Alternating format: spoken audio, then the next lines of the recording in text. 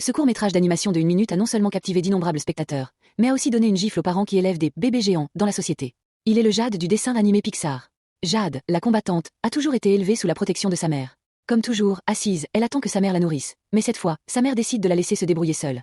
Elle court vers la plage, la bouche grande ouverte, mais visiblement, elle ne comprend pas. Sa mère la pousse. La laisse creuser toute seule. Suivant les conseils de sa mère, elle parvient enfin à extraire l'eau de mer. Mais la marée monte et tous ses compagnons s'enfuient.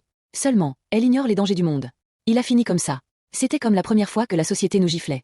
Malgré tous les efforts de sa mère, il refuse de quitter la maison, la bouche ouverte, attendant qu'elle le nourrisse. Mais sa mère ne le laissa pas faire et partit sans se retourner. Il avait tellement faim qu'il n'eut d'autre choix que de se diriger prudemment vers la mer. Il visa. Une autre vague frappa.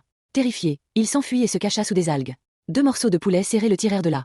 Il aperçut un adorable crabe. Ils jouèrent ensemble et devinrent amis. Le crabe courut vers la mer avec ses parents. Juste au moment où ils allaient, une énorme vague allait les noyer. Xiaoyu était terrifiée.